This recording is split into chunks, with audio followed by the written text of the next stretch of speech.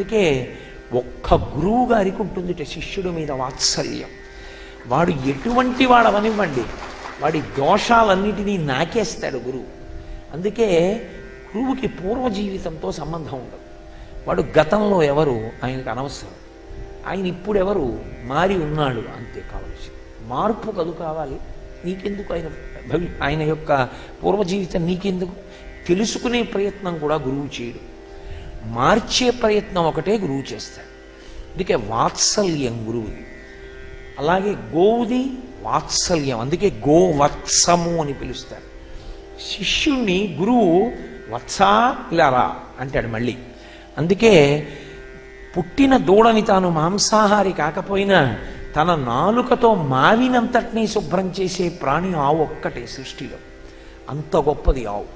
కాబట్టి ఎక్కడి నుంచి తీసుకొచ్చి వేశారో పోతన గారు, పల్లెటూళ్ళల్లో వ్యవసాయం చేసిన వారు కదూ, చూసి ఉంటారు రోజు. అందుకే అద్భుతమైన ఉపమానం పడిపోయింది. ఇక్కడ పెట్టి తింతనయుడిక్కడ నాడుచునుండే గాలితానెక్కడ నుండి వచ్చే శిశువెక్కడి మార్గము పట్టిపోయనేడెక్కడ చొత్తునంచు వసి క్షణ క్రేపు తెరంగు కిన్నయ్యి ప్రొక్కుచువాలు గోవు క్రియ భూస్థలివాలి దురంత చింతయ్యి అని పాపం పరిగెడుతోంది ఆవిడ. ఈ తృణావర్తుడు పైకి పైకి పైకి పైకి పైకి పైకి తీసుకెళ్ళిపోతున్నాడు కృష్ణుణ్ణి. ఎందుకు అలా తీసుకెళ్ళడం అంటే, ఆ పైకి తీసుకెళ్ళి వదిలిపెట్టేస్తాడు. వదిలిపెట్టేస్తే చిన్ని కృష్ణుడు కింద పడిపోయి రాళ్ల మీద ప్రాణం వదిలేస్తాడు.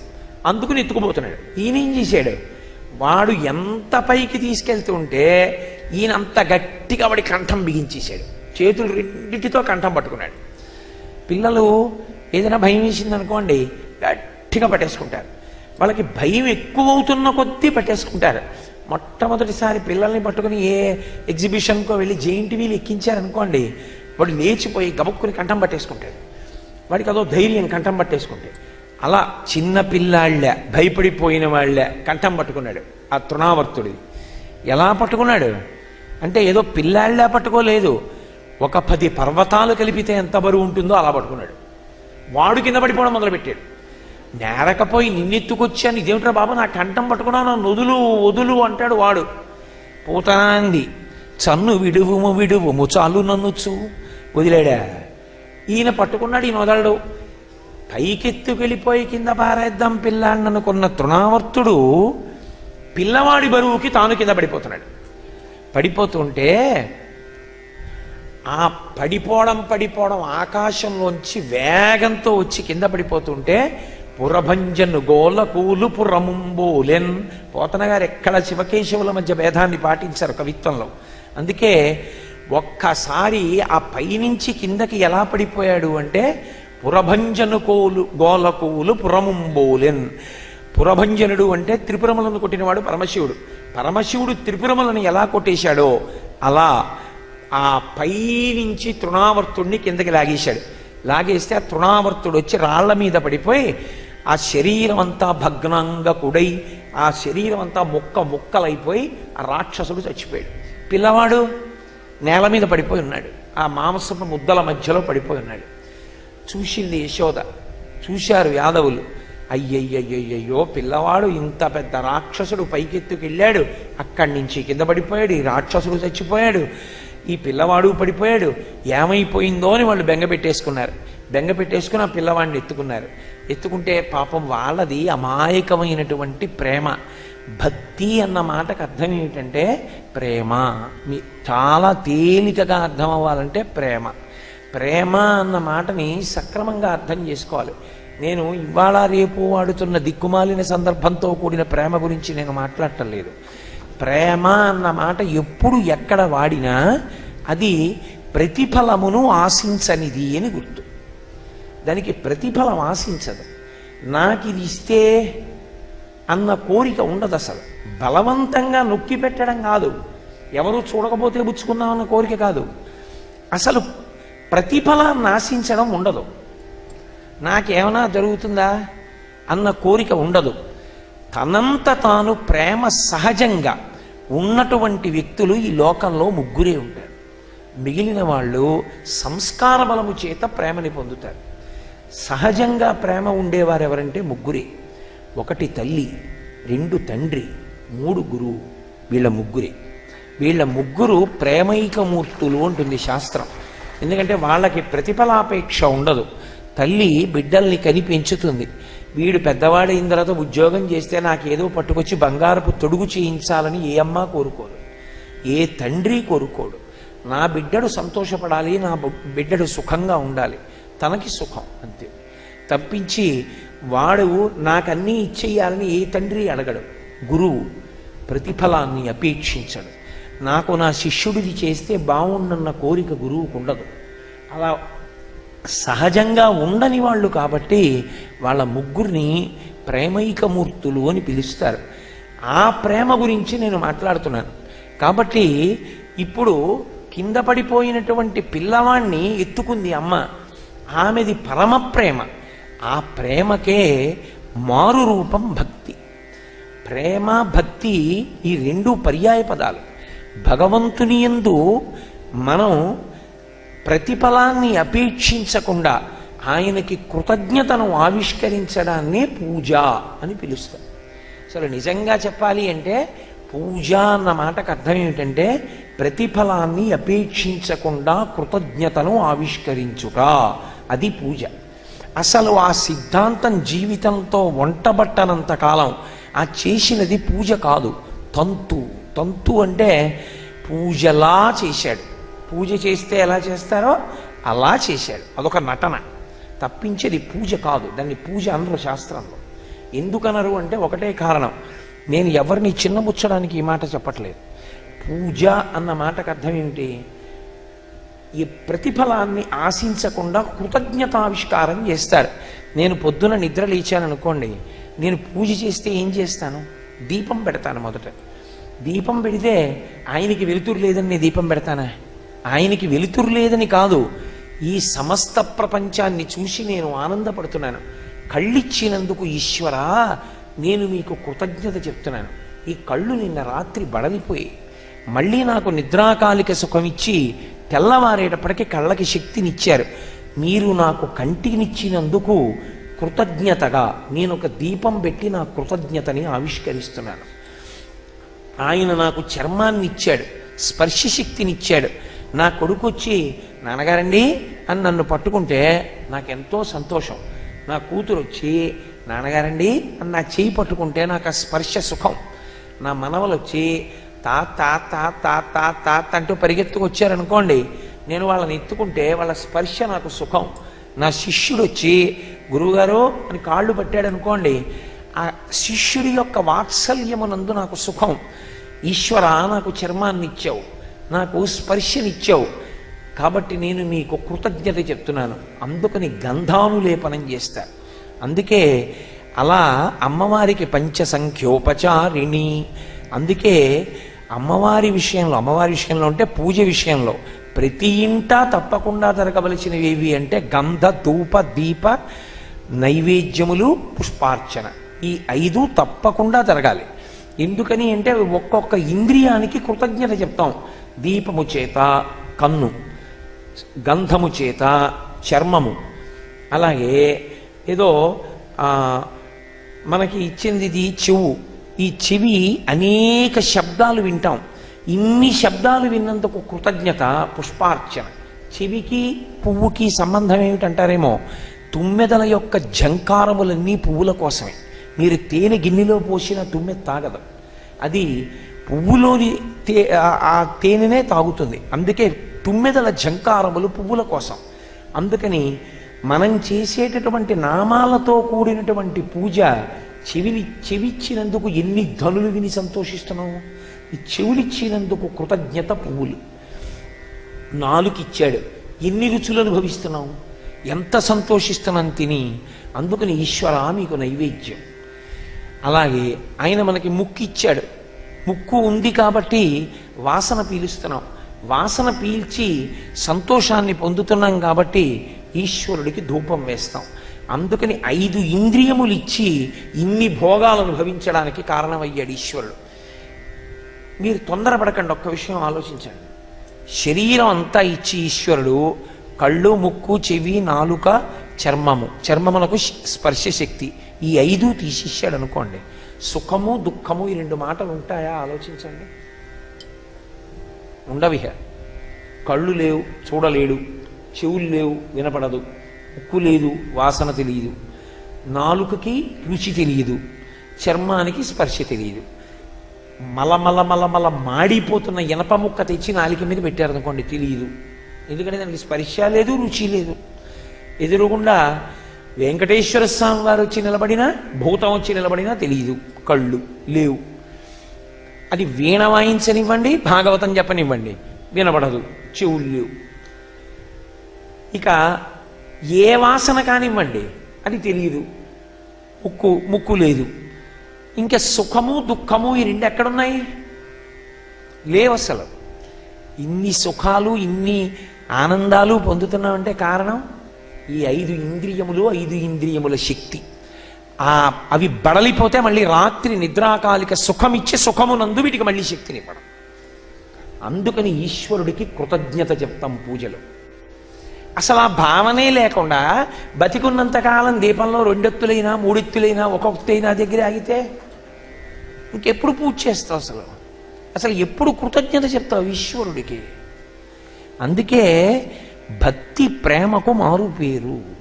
ప్రేమ ఒకటి, భక్తి ఒకటి కాదు. ప్రేమయే భక్తి.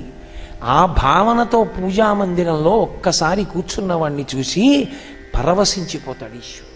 వీడు రానా ఎందుకు కృతజ్ఞత ఉన్నవాడు, వీడు నేను ఇచ్చిన ఇంద్రియముల యొక్క విషయాన్ని తెలుసుకున్నవాడు, వీణ్ణి నేను ఉద్ధరించాలనుకుంటాడు. తప్ప నువ్వు ఎంత రొట్ట తెచ్చావు, ఎన్ని వేశావు, ఇవన్నీ ఆయనకి ఎందుకు? ఆయన సృష్టిలోవే. గభీరే కాసారే విశతి విజనే ఘోర విపినే విశాలే శైలే చ భ్రమతి కుసుమార్థం జడమతి సమర్పే చేత సరసిజముమానాధభవతే సుఖేనావస్థాతుం జనైహ నజానాతి కిమహో అంటారు శంకరభగవత్పాదులు శివానంద లహరిలో. ఎవడు తెమ్మన్నాడు రా నిన్ను? సరోవరాల్లోకి వెళ్ళి కొండలెక్కి పుట్టలెక్కి గుట్టలెక్కి పువ్వులు పత్రి పట్టుకొచ్చి నా పాదాల మీద వేసేసావా? పురుగు పుట్ర ఉన్నాయో లేదో కూడా చూడకుండా అందులో సాలె పురుగులు, గొంగళి పురుగులు అన్నీ తెచ్చి మీద బారేయడమే. నీ మనస్సన్న తామర పువ్వుని పెట్టరా? అది పెట్టడానికి ఉపకరణాలు, సాధనాలు కావాలి. అంతేగాని సాధనాల దగ్గర ఆగిపోయి అసలు సిద్ధాంతాన్ని వదిలేస్తే ఎలా పూజ అవుతుంది? అది ఎప్పటికీ పూజ అవుతుంది. కాబట్టి కృతజ్ఞతావిష్కారము ప్రేమ భక్తి. కాబట్టి ఇప్పుడు తల్లిది సహజమైన ప్రేమ. పిల్లవాడు కింద పడిపోయాడు, ఆవిడ వెంటనే ఎత్తుకుని పరమ సంతోషాన్ని పొందుతూ అమ్మయ్యా దక్కాడు కృష్ణుడు. కృష్ణుడు ఆవిడికి దక్కాడా? కృష్ణుడు ఆమెకి దక్కింపబడ్డాడా ఆయన చేత? ఆయనే ఆమెకి దక్కేటట్టుగా అనుగ్రహించాడు. ఆమె ప్రయోజనం వల్ల ఆయన దక్కలేదు, కానీ ఆవిడికి అవన్నీ అక్కర్లేదు. అది భక్తి. భక్తి యందు ఏ ఇతర విషయముతో సంబంధం ఉండదు, పరవశం ఉంటుందంతే. అందుకే ఆయన యశోద పట్ల ఆ ప్రేమని అంతగా నిలబెట్టేసుకున్నాడు కృష్ణలీలలో. ఈ తత్వము ఒకసారి అర్థమైందనుకోండి, అసలు భగవంతుడితో మనకు ఉండవలసిన అనుబంధం ఎటువంటిది అన్నది అర్థమవుతుంది. లేనంతకాలం అర్థం పర్థం లేని స్థితిలో ఆగిపోతుంది ఆ పూజ. అందుకే ఇప్పుడు ఆవిడ ఆ పిల్లవాడిని తీసుకెడుతుంటే పోతన గారు ఒక అద్భుతమైన మాట చెప్పారు. రక్షణము లేక సాధుడు రక్షితుడగు సమత చేసి రాయుడులందున్ రక్షణలు వేయి కలిగిన శిక్షితుడగు కలుడు పాప యుక్తి నిభంగిన్ అన్నారు. రక్షణలు వేయి కలిగిన శిక్షితుడగు కలుడు. ఎన్ని రక్షణలు పెట్టుకోనివ్వండి, చుట్టూత ఎంత రక్షణ ఉండనివ్వండి, ఆయన చేసిన పాపములు ఆయన్ని కట్టి కొడపాలనుకున్నాడు. ఈ పెట్టుకున్న రక్షణలేవి అతను మరణించకుండా ఆపలేదు. రక్షణలు వేయి కలిగిన శిక్షితుడగు కలుడు పాప చిత్తుండగుటన్. అదే రక్షణము లేక సాధుడు రక్షితుడగు సమత చేసి రాయుడులందున్. ఏ విధమైనటువంటి రక్షణలు చుట్టూ పెట్టుకోకపోయినప్పటికీ భగవంతుని యందు భక్తి కలిగిన వాడు, 10 మందికి ఉపకారం చెయ్యాలనేటటువంటి బుద్ధి మనస్సులో ఉన్నవాడు, అటువంటి వాడికి రక్షణ లేకపోయినా ప్రమాద సందర్భమైనటువంటి కాలం ఏర్పడినప్పుడు వాడు రక్షింపబడతాడు. ఎందుకు రక్షింపబడతాడంటే వాని యందు దైవానుగ్రహము ప్రసరిస్తుంది. ప్రసరించి ఇంకొక 10 నిమిషాల్లో ప్రమాదం జరగాలగా వాడు ఆ ప్రదేశం నుంచి వెళ్ళిపోతాడు. ఎందుకో ఏ కారణానికో వెళ్ళిపోతాడు అంతే. అలా ఎందుకు జరుగుతుంది అంటే పోతన గారు జవాబు చెప్పారు. రక్షణములేక సాధుడు రక్షితుడగు సమత చేసి రాయుడులందున్. వాడు సాధు పురుషుడు కనుక, భక్తి తత్పరుడు కనుక, భగవంతుణ్ణి నమ్మి ఉన్నాడు కనుక వాడు రక్షింపబడతాడు. ఇప్పుడు ఆ తల్లి పిల్లవాణ్ణి ఎత్తుకునంది, గత జన్మంబులనేమి చేసితిమో, యాగశ్రేణులేమేమి చేసితిమో, ఎవ్వరికేమి పెట్టితిమో, ఏ చింతారతిన్ పొద్దుపుచ్చితిమో, సత్యంబులనేమి పల్కితిమో, ఏ సిద్ధాశ్రమమునం త్రొక్కితిమో, ఇప్పుడు చూడగంటి మిచటన్ కృష్ణార్భకున్ నిర్భయున్. అది అన్యాపదేశంగా పోతన గారు బిడ్డలు దక్కడానికి, బిడ్డలకు వచ్చేటటువంటి గండాలు పోవడానికి ఒక గృహస్థు చెయ్యవలసినటువంటి కర్తవ్యాలు చెప్పారు. గత జన్మంబులనేమి చేసితిమో, యాగశ్రేణులు ఏమేమి చేసితిమో, ఓ యజ్ఞమో యాగమో చేసింది ఉండాలి. ఎవ్వరికి ఏమి పెట్టితిమో, ఉట్టినే రమ్మంటే వస్తారా మహాత్ములు? జీవితం పండింది అనడానికి అదృష్టం ఏమిటంటే మహాత్ములైనటువంటి వారు, పరమభక్తి తత్పరులైనటువంటి వారు ఇంట్లోకి రావడమే. వాళ్ళు రావడమే జీవితం పండిందనడానికి గుర్తు. ఎందుకంటే వాడికి ఏం కోరుకుంటుంది, ఎందుకు వస్తాడు? రాడు. కానీ వచ్చాడు అంటే ఈశ్వర శాసనం తీసుకొచ్చింది. అలా తీసుకొచ్చింది అంటే అటువంటి మహాత్ముడి చేతిలో పెట్టిన వస్తువు ఏదుందో దాని వలన విశేషమైనటువంటి ఫలితం. నాకు 20,000 ఇస్తారా 10,000 ఇస్తారా అని సభల్లో చెక్కులు పుచ్చుకునే వాళ్ళ గురించి నేను చెప్పట్లేదు. నేను ఎవరి గురించి చెప్తున్నానంటే నిస్వార్థపరులైనటువంటి వ్యక్తులు. అసలు నాకు భగవంతుడు ఏవివ్వలేదన్న ఆలోచన తప్ప నాకు ఎవరేమిస్తారన్న ఆలోచన వారి ఎందు ఉండదు. ఇప్పుడు నాకు ఈశ్వరుడు ఏమి ఇవ్వలేదు కనుక, నాకు అన్నీ ఇచ్చాడు కదా, నాకెందుకు ఇంకా అన్న తృప్తి ఉన్నవ. పోతన గారు ఇంత చిరస్మరణీయులయ్యారంటే కారణం వారి యొక్క నిస్వార్థపూరితమైనటువంటి జీవితం. అటువంటి వ్యక్తులు ఎవరుంటారో అటువంటి వ్యక్తులు భగవంతుణ్ణి నమ్ముకుని బ్రతుకుతున్న వాళ్ళు. అటువంటి వాళ్ళు ఎవరుంటారో వాడి చేతిలో పెట్టడానికి అవకాశం కలగడం భగవదనుగ్రహం. అది ఎలా దొరుకుతుంది? అసలు ఆయన చెయ్యి ఎందుకు కిందకు వస్తుంది? పెట్టే చెయ్యి నీది ఎందుకు అవుతుంది? ఆయన ఎందుకు పుచ్చుకుంటాడు? మామూలుగా పెట్టడం వేరు, ఒక మహాత్ముడికి పెట్టడం వేరు. హస్తిమశకాంతర భేదం ఉంటుంది రెండింటికి. ఆ చెయ్యి దొరకదు నీకు మళ్ళీ దొరకమంటే. ఎందుకని? ఒకానొకప్పుడు ఒక బ్రాహ్మణి దరిద్రురాలు, ఉసిరికాయ తప్ప ఇంట్లో ఏమీ లేదు. అది కూడా ద్వాదశి నాడు ఉపవాసం విరమించాలంటే ఉసిరికాయ తప్పకుండా తినాలి. అందుకని ఇంట్లో ఉసిరికాయ పెట్టారు. ఇంట్లో ఉసిరికాయ ఉంది. బ్రాహ్మణుడు పాపం ఎక్కడో గింజలు ఏరుకోవడానికి వెళ్ళాడు. శంకరాచార్యులు వారు వచ్చారు. అప్పటికి సన్యాసం తీసుకోవాలి ఆ బ్రహ్మచారి. భవతి భిక్షాందేహి అన్నారు. బ్రాహ్మణి బయటికి వచ్చింది. వచ్చినవాడు మహాతేజోమూర్తి బ్రహ్మచారి. బ్రహ్మచారి సన్యాసి వస్తే ఏమైనా పెట్టాలి ఇంటి ముందుకి. వచ్చిన బ్రహ్మచారికి పెట్టడానికి ఏమీ లేదు. ఏడుస్తూ ఇంట్లోకి వెళ్ళిపోయింది. ఏడుస్తూ ఇంట్లోకి వెళ్ళిపోయి ఇల్లంతా వెతుకుతోంది. ఆమె దరిద్రాన్ని గమనించారు శంకరాచార్యులు వారు. వెంటనే ప్రార్థన చేశారు. వందే మందారు మందారం ఇందిరానంద కందలం అమందానంద సందోహ బంధురం సింధురాననం అంగం హరేహ పులకభూషణమాశ్రయంతి భృంగంగనేవ ముకుళాభరణంతమాలం అంగీకృతాఖిల విభూతిరపాంగలీల మాంగళ్యదాస్తు మమ మంగళ దేవతాయా. లక్ష్మీదేవి కనపడింది. నీకిస్తా పుచ్చుకో. ఆవిడికి ఇవ్వను. ఏమమ్మా ఎందుకు ఇవ్వవు?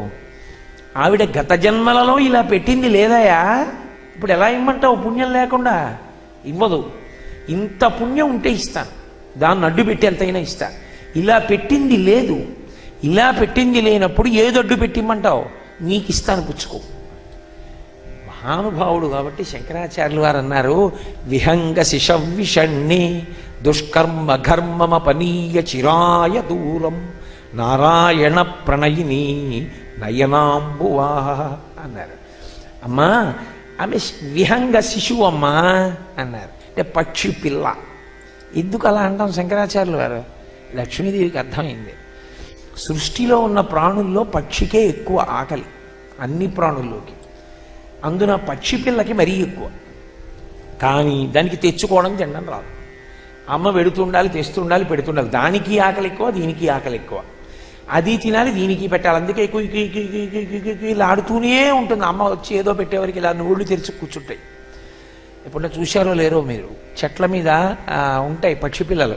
అవి ఇలా నోరు తెరిస్తే అమ్మ వచ్చి పెడుతూ ఉంటుంది వాటి నోట్లో. మామూలుగానే నేను అలా దేవాలయానికి వెళ్ళిపోతున్నాను అనుకోండి, ఒక స్త్రీ పసిపిల్లవాడిని పక్కన పెట్టి కూర్చుంటే ఆ చిన్న పిల్లవాడు తల్లి దగ్గరికి వెళ్ళి, అమ్మ 3 రోజులైందమ్మా భోజనం చేసి, ఏమీ పెట్టట్లేదమ్మా, నువ్వు మంచినీళ్ళు తాగమంటున్నావు, కడుపులో తిప్పేస్తోందమ్మా, అమ్మ ఏమన్నా పెట్టమ్మా అంటున్నాడు అనుకోండి. ఎక్కడి నుంచి తెమ్మంటావు రా పెట్టడానికి? 5 పైసలు వేసిన వాడు లేడు, ఏం పెట్టివ్వను అని అమ్మ వాడిని కొట్టింది అనుకోండి, వాడు కింద పడిపోయి ఏడుస్తున్నాడు అనుకోండి, మనం చూస్తూ వెళ్ళిపోగలమా?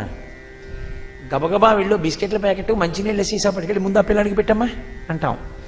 పిల్లవాడు ఏడుస్తుంటే చూడలేము. అదే తల్లి భవత భిక్షాందేహి అందనుకోండి, పెడతామో పెట్టాం. అమ్మ మేము మనుష్యులం, అమ్మ స్వార్థపరులం.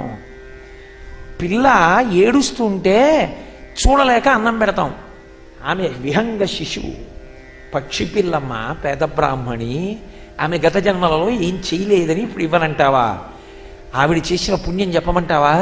నా చేతిలో ఉసిరికాయ పెట్టింది, ఇవ్వవా అని అడిగారు శంకరాచార్యుల వారు. అమ్మవారు పొంగిపోయింది. శంకర, ఇవ్వకూడదని కాదు, ఎప్పుడో ఇద్దును. ఈ స్తోత్రం నీతో చేయించాలి, భవిష్యత్తులో లోకానికి అందాలని ఇవ్వలేదు, ఇప్పుడు ఇస్తున్నానని బంగారు ఉసిరికలు కురిపించి. నేను ఆ బంగారు ఉసిరికలు కురిసినటువంటి స్థలం వెతుక్కుని వెళ్ళి ఆ ఇంటి ముందు నిలబడి కనకధార చేసి వచ్చాం కూడా. స్వర్ణతమనాయ్ అని ఇంటి మీద బోర్డు పెట్టుకున్నారు ఇప్పటికీ కేరళలో. ఆ ఇంటికి కనకధార కురిసిన స్థలము అని. కాబట్టి ఎవ్వరికేమి పెట్టితిమో, ఏ మహానుభావుడికి పెట్టావో అది ఉత్తినే పోతుందా? అది కాపాడి తీరుతుంది. అందుకు బతికాడు కృష్ణుడు అంటోంది ఆవిడ. ఎవ్వనికేమి పెట్టితిమో, ఏ చింతారతిన్ పొద్దు పుచ్చితిమో. ఏ పనికి మాటలు మాట్లాడుతూ టీవీ చూస్తూ కూర్చుంటే వేరు. ఏమో ఏ రామనామం చెప్పావో, ఏ రామనామం రాశావో, ఏ భాగవతం చదువుకున్నావో, ఎక్కడ భాగవతం విన్నావో ఉత్తినే పోతుందా? అది రక్షిస్తుంది. ఏ చింతారతిన్ పొద్దు పుచ్చితిమో, సత్యంబులనేమి పల్కితిమో. ఏ సత్యం మాట్లాడావో, ఏ సిద్ధాశ్రమమునం త్రొక్కితిమో. మహాపురుషులైన వాళ్ళు ఉంటారు. భగవాన్ రమణులు, రామకృష్ణ పరమహంస, కామకోటి పీఠాధిపత్యం వహించిన చంద్రశేఖరేంద్ర సరస్వతి మహాస్వామి వారు, అలాగే శృంగేరిలో చంద్రశేఖర భారతీ మహాస్వామి, ఇటువంటి వారు నడయాడినటువంటి ప్రదేశాలు. ఆ ప్రదేశాల్ని కాలుతో మనం వెళ్ళి తొక్కితే చాలు. వాళ్ళు తొక్కిన చోట మనం తొక్కితే. నేను మీతో ఒక నిజం చెప్పాలి అంటే, ఒక నిజం అంటే మీ దగ్గర నేను చనువు తీసుకుని ఒక సలహా చెప్పాలి అంటే, ప్రయత్నపూర్వకంగా పిల్లల్ని తీసుకుని అటువంటి ఆశ్రమ ప్రాంగణాలకి వెళ్ళాలి.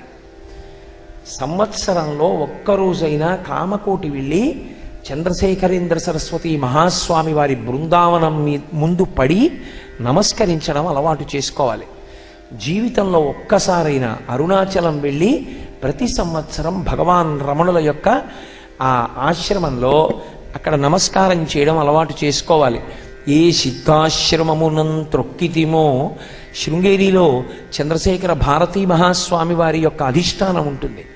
అటువంటి దాని ముందు పిల్లలతో వెళ్ళి కూర్చోవాలి కాసేపు. అది ఉత్తినే పోదు, దాన్ని తొక్కినందుకు పుణ్యం ఉంటుంది. తొక్కినందుకు అంటే అక్కడికి వెళ్ళి కాలు పెట్టినందుకు. ఏ సిద్ధాశ్రమమునం త్రొక్కితిమో, ఇప్పుడు చూడగంటిమి చటన్ కృష్ణార్భకున్ నిర్భయున్. అర్భకుడైన కృష్ణుడు చనిపోకుండా మాకు దక్కాడు అంటే ఏదో చేశాం గతంలో ఇలాంటి పుణ్యం. అంటే అన్యాపదేశంగా పోతన గారు మనకి చెప్పించారు. చెప్పించి మనం జీవితంలో పాటించవలసినటువంటి విషయాన్ని భాగవతంలోకి తీసుకొచ్చి క్రోడీకరించారు. ఆ విధంగా తృణావర్తోపాఖ్యానమునందు ఆ తృణావర్తుడన్న రాక్షసుణ్ణి శ్రీకృష్ణ పరమాత్మ భంజించాడు. అయితే ఇందులో ఆంతరమైనటువంటి విశేషమేమి అంటే, తృణము అంటే గడ్డి పరక, ఆవర్తము అంటే తిరుగుట.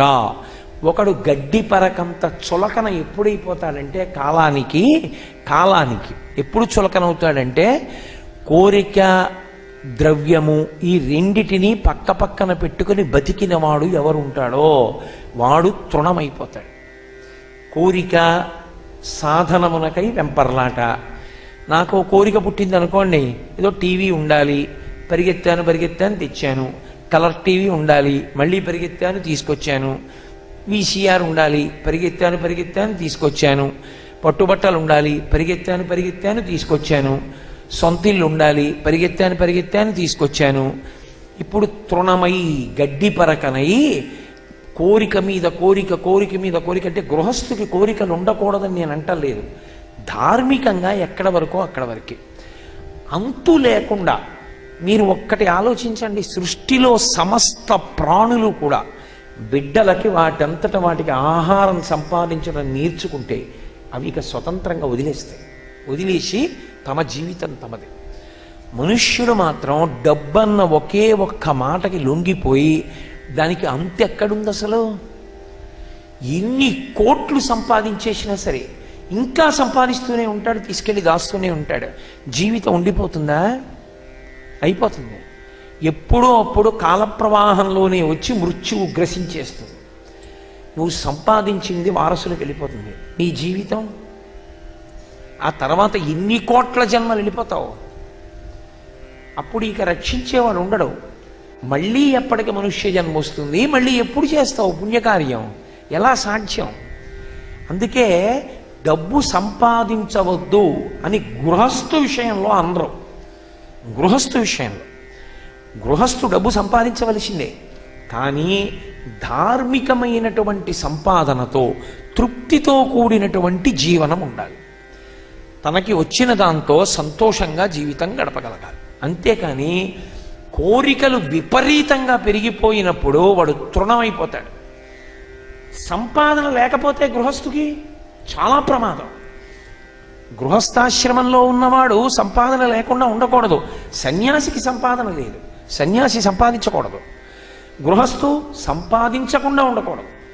అందుకే మాతా నిందతి నాభినందతి పిత భ్రాతా న సంభాషతే భృత్య కుప్యతి నానుగచ్చతి సుత కాంతాపి నాలింగతే అర్ధప్రార్థన శంకయాన కురుతే సల్లాపమాత్రం సుహృత్ తస్మాత్ నైతికమర్థమార్జన శృణు సఖే విత్తేన సర్వే వశాః.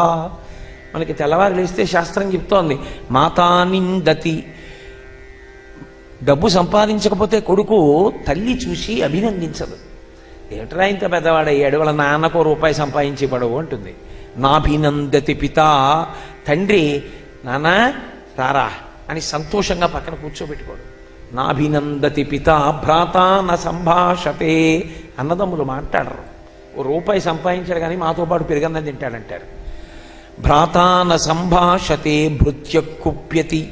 సేవకుణ్ణి పిలిచి పని చేయమన్నారు అనుకోండి, మీ అన్నయ్య గారంటే డబ్బిస్తాడు, నువ్వు రూపాయి ఇవ్వకపోయినా పనులు మాత్రం చెప్తావా అంటారు. నానుగచ్చతి సుత.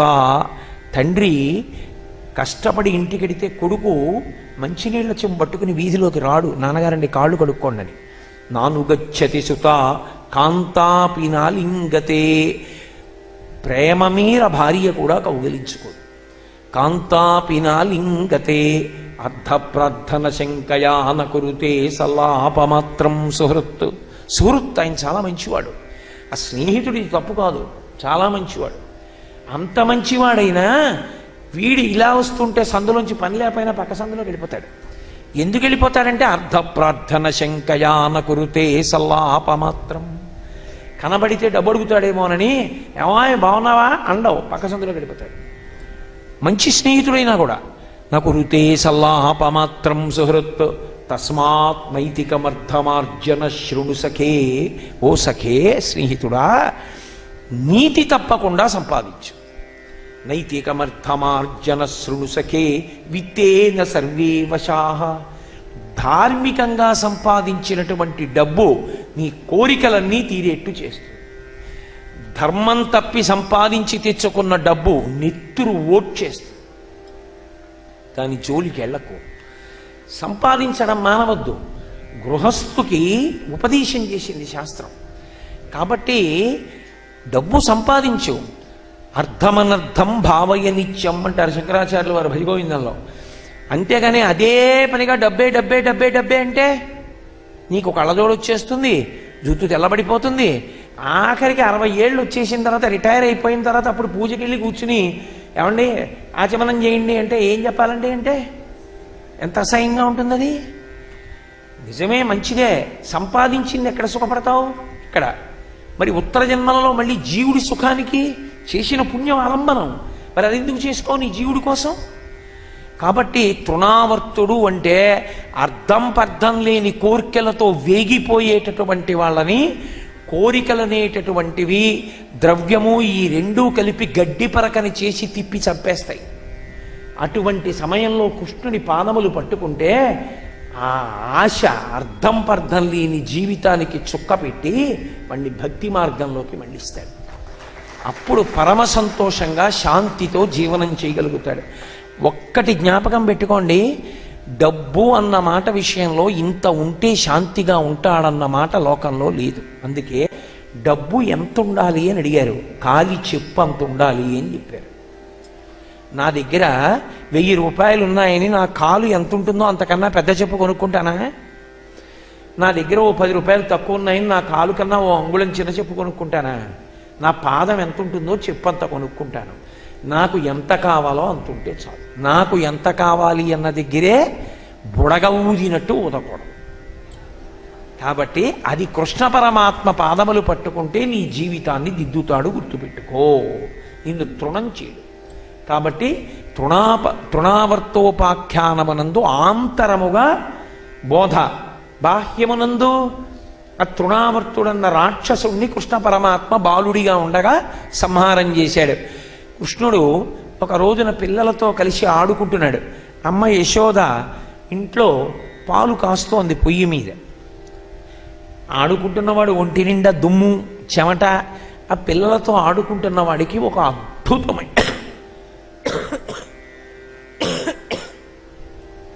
ఒక అద్భుతమైన లీల చెయ్యాలి అని అనిపించింది. అది శాశ్వతమై ఏ లీల విన్నంత మాత్రం చేత జీవకోటి తరించిపోతుందో అటువంటి లీల చెయ్యాలనుకున్నాడు పరమాత్మ. ఒక్కసారి ఆడుకుంటున్నాడు, పరుగున లోపలికి వచ్చాడు. అమ్మ పెరుగు చిలుకుతోంది. ఎందుకని అంటే గొల్లవారికి అదో ప్రత్యేకమైనటువంటి విశేషం. వాళ్ళకది పరమ పవిత్రమైనటువంటి కర్మ. దదిమధనం చేసేటప్పుడు పెరుగు చిలికేటప్పుడు ఎలా పడితే అలా ఉండరు వాళ్ళు. ఎందుకంటే వాళ్ళ ఐశ్వర్యం అంతా అదే. ఇప్పుడు ఓ బ్రాహ్మణుడు ఉన్నాడు అనుకోండి, ఆయనకి అత్యంత ప్రధానమైనది ఏది? పంచాంగం. పంచాంగం ముట్టుకునేటప్పుడు ఎలా పడితే అలా ముట్టుకోరు. ఓ జాతకం చేత్తో తీసుకునేటప్పుడు ఎలా పడితే అలా తీసుకోకూడదు. శౌచంతో ఉన్నాను అంటేనే ముట్టుకుంటారు. శౌచము లోపించింది అనుకున్నాడు అనుకోండి, వాటిని ముట్టుకోరు. అలాగే వాళ్ళకి అది దదిమధనము పవిత్ర కర్మ. వాళ్ళ ఐశ్వర్యం అంతా కూడా దాని యందే ఉంటుంది. అటువంటప్పుడు ఆ దదిమధనం చేసి వాళ్ళ ఐశ్వర్యాన్ని నిలబెట్టుకునేటప్పుడు పరమ పవిత్రంగా చేస్తారు వాళ్ళు. అందుకే చక్కగా పట్టుచీర కట్టుకుని కొప్పేసుకుని దాని నిండా పువ్వులు తురుముకుని చేతులకి గాజులేసుకుని ఆవిడ శ్రీకృష్ణ పరమాత్మని పరమాత్మ అన్న భావనతో కాదు, నా కుమారుడు, ఏ భావన అయితే ఏముందండి, అనుబంధం పెట్టుకోవాలి. కానీ ఒక్క అనుబంధం చాలు ఈశ్వరుడితో తరించిపోవడానికి. ఇంట్లో కృష్ణ భగవానుడి యొక్క విగ్రహం ఒకటి పెట్టుకుని మా అబ్బాయి అని అనుకున్నారనుకోండి, ఆఫీస్ నుంచి వస్తూ 5 రూపాయలు తులసిమాల అట్టుకు రావడం, వచ్చేస్తూ 8 అయిపోయి మబ్బేసేసింది అలా వెళ్ళిపోదామని వెళ్ళిపోతూ, అయ్యి బాబోయ్ రేపు పొద్దున్నే మళ్ళీ తులసిమాల తేలేదు నాన్నగారండి మీరు అని వాడు గోల పెట్టేస్తాడు లోపల. పట్టుకుని వెళ్ళిపోదాంలే, తడిస్తే తడిశామని చెప్పి వెళ్ళి ఓ తులసిమాల పట్టుకుని మీరు ఇంటికి వెళ్ళారనుకోండి, తడిసిపోయి ఈశ్వరుడు మర్చిపోడు. ఖచ్చితంగా ఎప్పుడో ఈశ్వరుడికి తండ్రి అవుతాడు. అనుబంధము ప్రధానము. ఇకే కామోత్కంఠత గోపికల్ భయమునన్ కంసుండు వైరక్రియా సామగ్రించి చుపాల ముఖ్య నృపతుల్ సంబంధులై వృష్ణులున్ ప్రేమన్ మీరలు భక్తి మేము ఇది చక్రింకంటిమి ఎట్లైన నుద్ధామధ్యానగరిష్ఠులైన హరిచందన్ వచ్చు హత్రీశ్వర అంటాడు నారదుడు ధర్మరాజు గారితో. ఏ రకంగానైనా సరే భగవంతుడితో పెట్టుకున్న అనుబంధం ఎక్కడికి పోదు, అది రక్షణ హేతు అవుతుంది. కాబట్టి ఎక్కడి నుంచి పరిగెత్తుకొచ్చాడో ఆ చిన్ని కృష్ణుడు పరిగెత్తుకొచ్చాడు. ఈవిడ పెరుగు చిలుకుతోంది పాపం యశోదాదేవి లోపల. ఆ చిన్ని కృష్ణుడిని తలుచుకుంటోంది, ఆయన ఆటలు, ఆయన పాటలు. నిన్ననేమో ఆ గోపికలందరూ వచ్చి నేరాలు చెప్పడం, అబ్బెబ్బే ఉత్తిదమ్మా మీరు అలాగే చెప్తారు, అన్యమిరుగడు తన ఎంత నాడుచుండు మంచివాడి తడిగ్గులు మనరమ్మ రమలార త్రిలోకాభిరమలార తల్లులార గుణవతీమ తల్లులార అంది కదూ అని వాళ్ళందరన్నీ చాడీలు చెప్పారు. నిజంగా మా కృష్ణుడు అంత అల్లరి చేస్తాడా అని ఏదో సంతోషపడిపోతోంది. బిడ్డన్ని తలుచుకోవడంలో ఆమెకి పాలు చేపునకు వచ్చాయి. ఈలోగా ఎక్కడి నుంచో పరిగెత్తుకొచ్చాడు లోపలికి. ఒళ్ళంతా ధూళి చెమట, సుడియుచు గిదుకుచు వాలుచు సడికొట్టుచు అమ్మ రమ్ముచ నిమ్మనుచున్ వెడబెడ్డ గంతులు వైచుచు కదిచి కటబ బాలకుండు కవ్వము పట్టెన్. వచ్చినవాడు ఏదో చాలా ముఖ్యమైన పని ఉండిపోయినట్టు, భర్త కూడా అంత అజమాయిషి చేయడు. అలా వచ్చేసి ఆ కాళ్ళు చేతులు ఊపేస్తూ అక్కడి నుంచని, అమ్మ బయట నేను ఆడుకుంటున్నానమ్మా, నేను దొంగ పెట్టాలమ్మా, వాళ్ళతో ఆడుకోవాలమ్మా, వాళ్ళందరూ నా కోసం ఎదురు చూస్తున్నారమ్మా, అమ్మ నాకు ఆకలేసిందమ్మా, పాల కోసం వచ్చినమ్మా, తొందరగా పాలియమ్మా, నేను తాగి వెళ్ళిపోవాలమ్మా, ఏంటమ్మా నువ్వు చెప్తుంటే ఓ పెరుగు చిలుక్కుంటా ఏంటమ్మా అని ఓ చదివేస్తున్నాడు. ఆవిడ ఆ కవ్వం పట్టుకుని పెరుగు చిలుకుతూ చూస్తోంది.